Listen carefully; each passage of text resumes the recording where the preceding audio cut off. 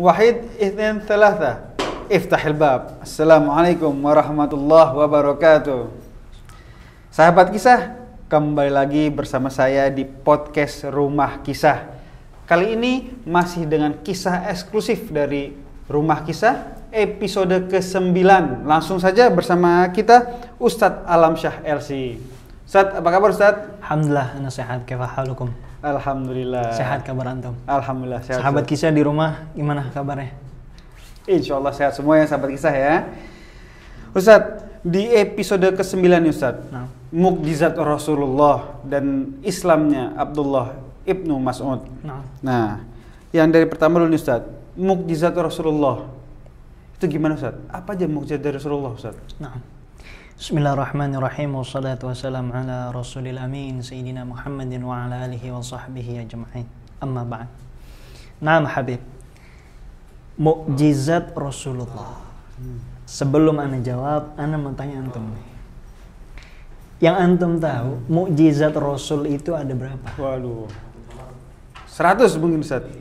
100. Ternyata kata para ulama lebih banyak dari 100 dan bahkan tidak terhitung, saking banyaknya.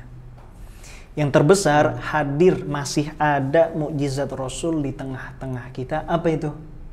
Al-Quranul Karim. Mukjizat yang kedua setelah Al-Quran ada juga adanya di Rumah Kisah. Wah, saksikan nih, download yang belum download. Kalau mau tahu mukjizat setelah Quran, dengerin di rumah kisah. Taib, mukjizat ini secara istilah bermakna kejadian-kejadian luar biasa yang Allah titipkan kepada Nabi dan Rasulnya. Rasul mampu mengeluarkan air dari jemarinya. Rasul mampu membuat makanan yang sedikit cukup untuk ribuan orang. Jadi kejadian-kejadian luar biasa inilah yang disebut dengan mukjizat. Nah Ustadz, yang di TV-TV ini aneh sering lihat nih yang viral-viral, bisa ngeliat itu, ngeliat ini, ya kan? Bisa jalan di air, ya macem-macem lah. Nah itu mukjizat juga berarti? Ini kekeliruan. Banyak orang dapat kejadian luar biasa kemudian mengatakan, "Oh Allah, terima kasih atas mukjizatmu." Wah, kalau begitu anak kaget. Sebabnya apa? Karena Nabi terakhir itu Nabi Muhammad. Kalau ini orang mengatakan mendapatkan mukjizat, berarti ada Nabi setelah Nabi Muhammad. Kenapa? Karena mukjizat hanya untuk Rasul dan para Nabi. Sedangkan kalau kejadian luar biasa kepada orang-orang soleh, kepada para ulama, itu namanya adalah karomah. Dan sebaik-baiknya karomah adalah istiqomah. Masya Allah. Nah, Ustadz, anak penasaran nih. Mukjizat Rasulullah dari kisah ini apa nih, Ustadz?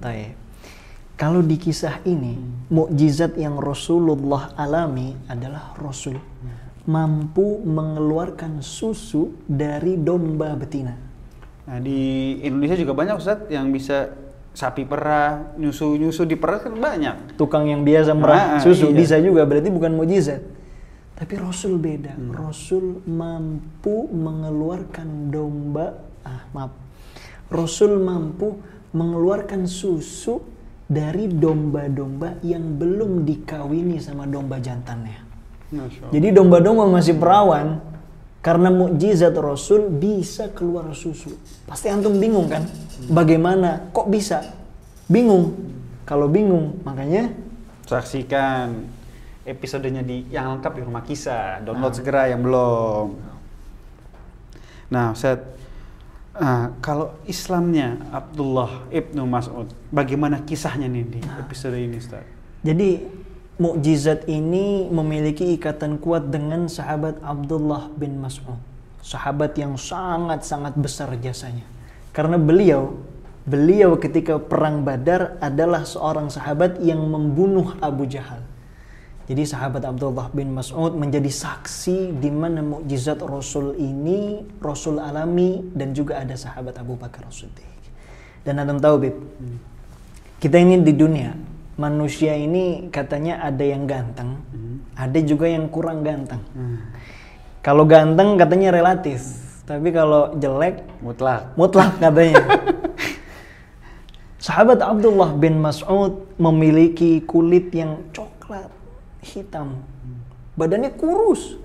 Bahkan betisnya saking kurusnya kalau dijejerin sama tongkat itu hampir-hampir mirip. Jadi kalau kita boleh kategorikan mungkin tidak ganteng sahabat Abdullah bin Mas'ud ini. Tapi pernah suatu ketika sahabat Abdullah bin Mas'ud naik ke atas pohon korma, pengen ngambil ranting korma buat dijadiin siwak. Sahabat yang lain yang ada di bawah ketawa. Ada Rasul. Rasul tanya, kenapa engkau tertawa, wahai sahabat-sahabatku? Akhirnya pada menjawab, wahai Rasul, kami tertawa melihat betisnya sahabat Abdullah bin Mas'ud. Apa kata Rasul? Wahai sahabatku, ketahuilah betis ini nanti di akhirat, ketika ditimbang dengan gunung Uhud yang sangat besar, lebih berat betisnya sahabat Abdullah bin Mas'ud. Wah, makanya jangan sering mencela atau menghina, Ustaz ya. Nah, jadi dalam Islam ini fisik bukan ukuran. Yang menjadi ukuran di dalam Islam adalah ketakwaan.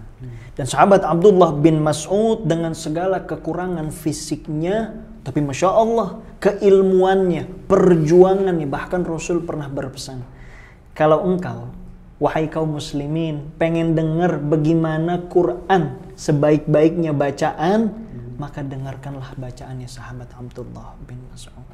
Jadi kisahnya sahabat Abdullah bin Mas'ud ini sangat-sangat luar biasa. Apalagi kisah masuk Islamnya sahabat Abdullah bin Mas'ud. Tapi tentu Ana belum bisa ceritakan di sini. Bagaimana kalau mau tahu kisah Islamnya sahabat Abdullah bin Mas'ud? Lengkapnya di rumah kisah. Nah, Baik Ustaz, jazakallah khair Ustaz. nah. Sahabat kisah. Nah, ini ada yang menarik nih di episode ke-9 ini. Kita tidak boleh saling menghina, saling mencaci. Nah, ada yang bilang kan, jangan lihat casingnya, lihat isinya. Nah, ini bisa juga nih, jangan hanya lihat aplikasi, lihat dong isinya. Oke? Baik sahabat kisah, saksikan terus podcast-podcast kami selanjutnya. Hanya ada di Rumah Kisah. Wassalamualaikum warahmatullahi wabarakatuh. Masalamah.